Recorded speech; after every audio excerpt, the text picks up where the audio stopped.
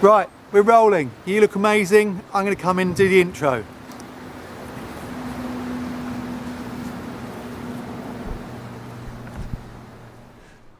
Hi, this is John here from Forage London and beyond, and I'm here with Andy Hamilton. How should we describe you? Wild booze guru? Do you like that? I do. Yeah. I'm here with wild booze guru Andy Hamilton. Hang on, not guru, alchemist. I'm here with wild booze alchemist Andy Hamilton, and we are sitting at this beautiful picnic table by a river in Hampshire. This is what we spend most of our time, most of our lives doing, just hanging out. And we're going to talk today about how to make vermouth or vermouth. What would you prefer, vermouth or vermouth? I think both are right, because vermouth comes from the German word vermouth, meaning wormwood. Right. So we're making a wormwood drink. So you've gone into teaching mode already. That's great. I like it. Andy Hamilton's going to be in teaching mode, and I'm going to be in kind of interviewee, asking questiony kind of mode. Anyway, what I've been doing in preparation for this is accumulating lots and lots of tinctures. So I've been picking various wild plants, various blossoms, roots, fruits, all sorts of things, and I've been putting them in a neutral alcohol. In my case, generally, that's vodka, because it's cheap and it's quite clean. So here I've got some agrimony flower tops that have got a bit of an apricot taste that have been sitting in vodka for a while. That's an interesting looking one, John. Oxeye daisy. Oxeye daisy flowers, so they've got a kind of slightly artificial sweetness, sort of bubblegum flavour. Fennel. Fennel, hogweed, a member of the carrot family, and so on and so on and so forth. So I think the best thing is... So some of these almost look like, well, that almost looks like an undersea, you know, that looks like a kelp or something like that. I know it's yarrow, but just the way that it's spreading out inside that liquor is so what you should do ideally with a lot of these is you should remove the plant matter from the alcohol, and in some of them I've done that, and in some of them I've been a bit sloppy and they're still sitting in there. So I think the best thing is, do you want to talk us through the kind of base process of making it, and then we'll get on and make some?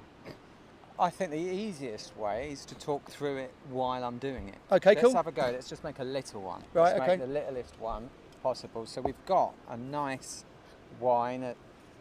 You know, it doesn't really have to be a nice wine either, John. This is, you can get like a £5. It's got to be slightly bland. You don't want the flavour of the wine to really come through, because what you're doing is you're adding flavour to the wine. So you want something generally quite dry, so a dry white wine. I'd say go for the cheapest one that doesn't taste like skank. Okay, that's good. That's good. You know, I think we all know what that skank tastes like. Some of the wines that you get in those big jugs or cardboard boxes, stay clear of those. They're always pretty bad. So I just put 300 ml, or what's that for our American viewers, is 10 fluid ounces in there. Do you think we have American viewers? We might have a couple. Okay, cool. I know someone from Idaho that will be watching. Hello, Frank from Idaho.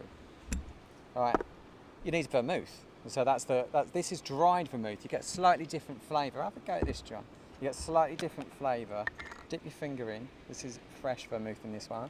Wormwood in this one. And dried in that one. That's dried wormwood. That's got... So that's intensely bitter. bitter. It's got a lot of bitterness to it, hasn't it? Whereas the fresh stuff. And that's really sweet and quite fruity. So there's a difference. And also quite bitter. So it's bitter, but you're right, there's a sweetness that comes through, as this is just someone that, it feels like your mouth is being pulled to your bum hole. Do you know what I mean? Like, whoa! So we're blending neutral things, bitter things, sweet things, aromatic things, and coming up with unusual flavour combinations that vaguely are going to be like vermouth. That's right. Basically, with a drink like vermouth, it's the same with a drink like gin. What you want is a kind of flavour journey to be going on. So some of the more floral flavours will be at the beginning, and you can get that from just from the smell of it, and then when you first sip, you get that flavour, and then it goes in, and the bitterness sort of pulls all of those flavours. So exactly what it's doing, inside, as I described, your mouth being pulled to your bum hole. That's exactly what's going on through your mouth, through those flavour sensations. So you're getting the floral coming right through to the bitterness, with hopefully a nice journey in between of some of the other flavours. So yeah, that's a kind of So into our wine is going dried wormwood. So is wormwood a must-have ingredient? Is it not a vermouth if it doesn't even contain wormwood? It's still, you still can make a pretty decent drink, and you could still call it an amaro, which is Italian for bitter. So you can have an amaro or how did we say this earlier, John? You have to say it in American. Aromatized wine. Yeah. So you want, if you're adding aroma, you're adding flavour to a wine. So you can have an aromatic wine. When he says earlier that this hasn't been rehearsed, we've just spent an hour driving around Southampton looking for a battery for Andy's camera, which he unfortunately forgot. So we've wasted a lot of time here on poor continuity and not actually rehearsed any of this shit. Sorry. They didn't need to know that. You can edit it. But there needs to be a bit of sweetness too, and I quite like having sweetness that comes from the wild rather from sugar. We do need to have some caramel to it, I think, but not necessarily much. We can use sugar syrup instead, but I'm going to healthy bit of fennel. So this is my fennel tincture. So can I try that? Fennel just adds a natural sweetness. I've got to drive at some point later, so I've just got to... That's great. Oh, that oxide daisy. So that really tastes amazing and fennelly. Got a lovely strong aniseed flavour to it. So one thing that I would say about leaving your botanicals in for too long, ideally you want things that are really delicate flavours. Let your tongue be the guide. So something like the oxide daisies are going to be quite sort of delicate but sort of bitter at the same time, an odd one. They should have come out of there ages ago. That's just me being slovenly. A lot of these I removed, and a lot of these I just got busy doing other things. Summer holiday, doing childcare, I forgot about it. So it's starting to get a bit vegetative, and that vegetative taste is the demon of vermouth. Let's have a taste. You don't want that, but you can see there's a bit of this cellulose breakdown, which is good, but I've added a little bit. Oh, it's a tiny bit funky, isn't it? So there's a bit... They should have gone in and out. They should have gone in 3 days tops, I'd say. No much more than that. Live and learn. Let's go a bit of barberry. So nice one, you know. I can never be bothered to pick that many. I know it's not many. That's Darwin's barberry. That grows as a sort of hedgy, holly-like border all over cities and around supermarket car parks and things like that. That's a great colour, isn't it? That's cool. That's cool. Should we see what it actually tastes like? So that's on its own. We've only put a few in so far, and let's see where we're at. That's quite sharp and fruity. So we've gone sharp, fruity. We've gone kind of herbally. We've gone sweet, and we've gone bitter. So that itself should be enough to start a basis of a good vermouth. But we will carry on with some more. Should we keep these over the side so we remember what we've actually used? That's a good idea, yeah. And then we could even write a recipe up for it.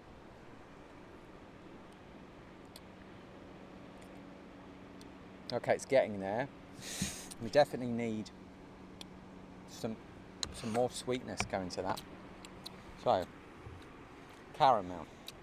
Now, caramel you can make. That's quite nice. It's nice, but I think it still needs something. It still needs something else. You could get away with that. I mean, you could get away with that at dinner parties. No, make me own vermouth. Here, I don't really want to get away with it. I want it to be great. Oh, exactly. So let's add. You notice that I'm being a bit gung-ho about the measurements now. You do. The first recipe I used suggested that you need 200 ml. What's that in American? Let's have a look on the side up here. 200 ml, sort of 6-7 ounces of caramel to 1 bottle of wine, but I found that too sweet. And I've been using caramel syrups like coconut syrup and agave and normal caramel, much less than that, and just allowing my palate to tell me how much it needs. If you like something really sweet, add more. If you don't, then add less. And just, you don't go rigid to the recipe. Just go for what your mouth says. Your mouth is going to be right. You're the one drinking it, so make it right for yourself. See, already that starts. Although that didn't apply to the wines that my dad made in the 70s, which were all utterly revolting, and we'd all have to sit around while he kind of went, it's this and it's that, and they all tasted vile, absolutely vile. They would have all tasted vile because they'd have used one type of yeast, and that wouldn't have been. But that's something. That's getting better. It's really interesting as well. It's got lots of different flavours going on. It's not going to be possible to have this conversation without sounding like a couple of massive wine ponces, is it? Yeah, exactly. It's actually not possible. Reindeer moss. No, I never used reindeer moss in a vermouth. So, can I just talk about these blossoms down here? and these fruits. So on the way here, I picked some. It's mid-August. It's not a great time for blossoms really, but I've got some white dead nettle, which has got some nice sweet flowers, and some Himalayan balsam. And I also intercepted 2 or 3 varieties of wild plums. So to the best of my knowledge, we could, were we doing a more traditional version of this, we could be heating our wine gently, couldn't we, and infusing fruits and infusing blossoms, but making sure we didn't boil the wine, so keeping it down to what, 65, 70? Yeah, thereabouts. I guess, yeah, something like that. So what's that in Fahrenheit, do you know? Don't know, I can't do these kind of, no. 112. No, I think you're slightly obsessed with like clearing up the American market. It's Forage London and beyond, but it's not that far beyond. Well, you know, they're people too. It's nice that everyone gets to have a go, isn't it? I know they are. I wasn't having a go at the Yanks. But what we're going to do instead of doing a nice gentle infusion and heating things is we might do some rapid infusing by using this cream whipper, in which case we'll put some of our ingredients in there and we'll blast them with some nitrous oxide, which will bust open all the plant cells, all the fibres, and force alcohol into them, and then we'll use those as an ingredient. So I think, yeah, floral this definitely needs, so we do need some of that. It could do with something orangey, so something like citrus peel or hogweed seed. You got anything like that? I've got hogweed, I've got Alexander stems. So Alexander's a plant brought over by the Romans, grows all over Italy. I've got juniper in... Sorry, do go on. Grows on the south coast, hogweed seeds. I've got hogweed seeds. And I've got juniper stuck in vodka, which essentially is now gin anyway, isn't it? Yeah, that is so really, yeah. This can be quite strong and overpowering, so we'll just try it like that. And don't use giant hogweed seeds, but you can see that size. I mean, obviously in preparing these and gathering these and making these, there's an awful lot of base knowledge gone into knowing what these plants are. So we're not just suggesting that you can head out and start making alcoholic tinctures out of any plant matter that you find. You've really got to know what you were doing. I've got some lemon leaves as well that when I was in Gran Canaria. Well, let's try that. So I thought they might be interesting as well. I've got some Scots lovage from when I was up in Islay. So this is a trans-European Express vermouth. Yeah. This is vermouth that with ingredients from Scotland, the Inner Hebrides, down to the Gran Canaria, which is level with Morocco. Wow. So we've got Northern Hemisphere vermouth here. We've got air miles. We can have to cut that bit out. Well, you walked all of this though, didn't you? Surely. Yeah, no, it's on my walking tour to Gran Canaria. It's just like. So that orangey's definitely coming through, and you see that's starting to taste more like a commercial one now. Starting to taste really complicated. I think you do need something, and let's see what's gone in so far. That. I tell you what else has started to taste. It's started to taste really aniseedy with the hogweed and the fennel, and maybe have we put anything else that's carroty in there? A bit of Alexander's. Yeah, starting to taste nice. I think it needs a bit more fruity, so I did give you this as a gift. This is Morello cherries from my front garden and some blackberries soaked in brandy, quite good brandy. But I'm going to be someone that gives a present and then takes it back again. This is looking nice. It's looking red. Can we hold it up for the camera to see? Because it's kind of like hiding back here. It's like we're making something secret. Do you remember that girl at school that used to sit there with her homework like that? It feels like that, doesn't it? We didn't go to school together though, did we? What is that? There was that girl. You had that girl in. Did you go to a boys' school? No, I didn't. What are you trying to say? Oh. How is it? Don't have to. I think it needs a little bit more sweet now. So it's now a really quite strange mixture of different drinks. It tastes a little bit like some sort of slightly bitter old-fashioned sweets now. And if we sweeten it up now, it's going to start to probably taste like a vermouth, isn't it? A little juniper would be nice. So something woody, woody kind of fragrancy, piney. You can get a similar taste, I think, to some junipers as you can on some hops. You haven't got any pine or anything like that, have you? I don't think so. So we've got some syrups here as well. We've got some agave syrup, some coconut. I think let's keep this one syrup. pure. Let's keep this one pure as it's meant, like with just caramel syrup. And then I feel like feeding you. Okay. Oh, that's good. That's really suddenly starting to taste You have to like you like have a to know vermouth. when to stop as well, I think. No. Do you think we should carry on? I Yeah. think we're here. Let's recap. We could do with some floralness, so I think let's shove it into the nitrous oxide. Give it a zap with. How's that sound right next to the microphone? Is that That's going to sound great. my old retoucher, Dave? When I used to be a photographer, You used to get we would. touched by Dave. No, he's a retoucher. He used to work on Photoshop, and we'd be working on an image, and he'd get to the point, normally after he'd had about 4 cans of Stella and smoked 20 Royals Reds, and it was 2 in the morning, and I would say, could we just do this, could we just do that? And he would say, it's not getting any better, it's just getting different. Which basically meant it's time to stop. Yeah. And I think that's probably with this. There's going to be a point at which it doesn't matter if it gets any more and more complex. It's either going to taste nice or it's not. Yeah.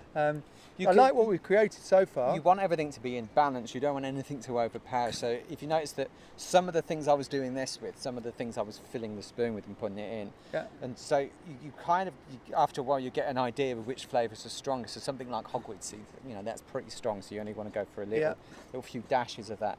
Whereas some of these floral flavours are not so strong. So you need to put more of those in to get them to come through. So do you think after we've done this bit, I'd go and check the camera and make sure that it's filming, hope so, and then you can edit it together, and then we'll do another bit where you speed it up on the film and we go, and then we talk about what we've put in rather than repeating this. Should we do that? Yeah. Yeah, cool. Right. Okay. Into the cream whipper. So into the cream whipper. It's basically just a chamber into which you can then blast loads of pressure, and the pressure comes from these little nitrous oxide canisters. Very popular with bar people, aren't they, for cocktails? And I can't help but have a Freddie Mercury and David Bowie song going on in my head. Dun dun dun dun dun dun dun dun dun dun. Don't know that one. Pressure. Oh yeah, I do. Push it down on this. Push it down on this. Hold on, make sure you got the right ones, because there's some. Oh, okay. I've got it. Okay. Got it. All right. Okay. It's like having your mum with you, having John with you sometimes. No, I just didn't want. Sort of having that worry, that little bit of worry. It's nice though, in a nice way. Right, and just leave it. All right. So Don't we do like bar people always do like agitating? They're agitators, aren't they? They always have to They really are. juggle and yeah. What I needed to say then, actually, but that floral thing was slightly wrong. I sort of alerted myself as I was saying it. Apart from roses, some roses, if you put in rose petals in something, can be really, really, really strong. And so just, again, everything, I think, let your tongue be the guide. If it tastes strong in there, it's going to taste strong in there. So just allow that strongness of taste. So say you'd finished making this, and what you've done is you've created a masterpiece. Yeah. Say you've bothered to take notes mentally or actually. Yeah. Could you then go through a process of filtration or clarification? Could you end up doing things to then make this a kind of a purer, cleaner drink? Yeah, I mean, there's various different things you can do. You can get one of those stills that has that kind of round bit on it that you have a little Bunsen burner on, and you can extract flavours in many different ways. I can't remember what they're called, a sort of distiller, a kind of weird little still kind of thing. You can obviously take these out. I sometimes mess about with the alcohol level with the infusions as well. So I'll put 20% in, make it so it's a 20% spirit for some things. But that wasn't the question you asked. Your question you asked is post this, do you filter and things like that? And yes and no. I mean, because filtering does take something away from it. There are some flavours that you kind of that get lost with when you over filter. So if you're using it straight away, I wouldn't filter. If you tend to store it, yeah, take the oxygen out and stuff, then maybe you would, because you don't want any plant matter at all in the. So when I was getting over my surgery on my neck at the beginning of the year, our friend Mark Williams up in Scotland sent me this. This is his Galloway homemade vermouth. Nice label. Yeah, very nice. Very nice label with an old medieval alchemist kind of dude on it, and it says version 3.7. Right. Spring cut, 3 wormwoods, so 3 types of the base herb that we're using, 7 apiaceae, which means 7 members of the carrot family. So that's our fennel, our alexanders, it could be numerous other things. 4 fungi, scatter of blossoms, a few dozen sundries, sweetened with birch syrup and roses. Lovely. And that tasted absolutely great, and it still does taste. It's like about 8-9 months old. The flavour's changed a bit, but the colour is pretty much, I'd go kind of ditch water. Did that? And what colour was it to start with? And it was that colour when it came. Right. And the only thing I would have possibly have wanted to improve about it was the colour, if there was an option. Yeah. But to be honest, it tastes great. And well, that's to do with the birch syrup, I think. That's the sugar. It can be the sugar. It could be the fact that some of his tinctures had oxidised slightly, so you would get. Oh, that does smell nice though. So if I go out and I buy like a Martini Rosso or something like that, I go out and buy some vermouth, right? It's sweetened with what? Caramel. Right. But the thing that we're not addressing, it is good, but the thing we're not addressing is that vermouth is not a stable project. It's not something that should last that long. It's something that you need to keep in the fridge that will last up to 2 weeks. Oh, right, okay, I see. It's not, so something like that, Yep. This is the trouble with, especially in the UK, about how we treat our vermouth. We stick it on the back shelf of a bar, and then you'll end up with this dusty vermouth that will come down, and it might be 3, 4, 5 months old or whatever. Or years old at the back of your mum and dad's drinks cabinet, isn't it? Exactly. And it's starting to break down, and it's not what it was. So we equate vermouth with this dusty, horrible, bitter drink that it doesn't shine like this. This is a completely different product than. Should we get this one out? But I think this is let's knock this one out. So you're going to purge it. So let's do a bit in that.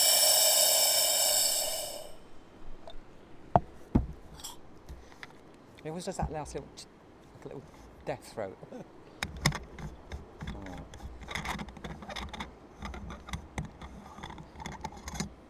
So we've got these lovely little bottles, haven't we? Let's put it in one of these. So as opposed to starting with the wine and infusing these in, we've gone the other way round, then we've added the sweet notes and hammered them into it with the infuser.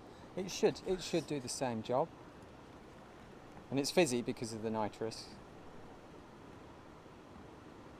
But wow, let's hold this up so you can see it. That does have a it's nipping all over the mic. That's a nice colour though. That kind of. And that tastes great. That really does taste good. I'd pay for that. Well, I wouldn't because I just made it. But you know what I mean? Like if I went to a bar, I wouldn't mind parting with some money for a drink that looked like that. Whereas you're right, and no offence to Mark, that one does look a little bit murky. I remember making a vermouth that looked like that, and I'd used brown sugar in it, and it was the brown sugar that caused that colour.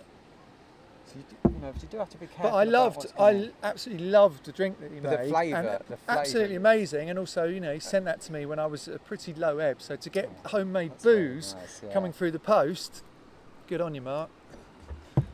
But the label covers it as well. And the label's amazing, isn't it? But yeah, that is nice. Okay, shall we put a lid on it? That is vermouth number 1. Right, I'm going to go and check the camera.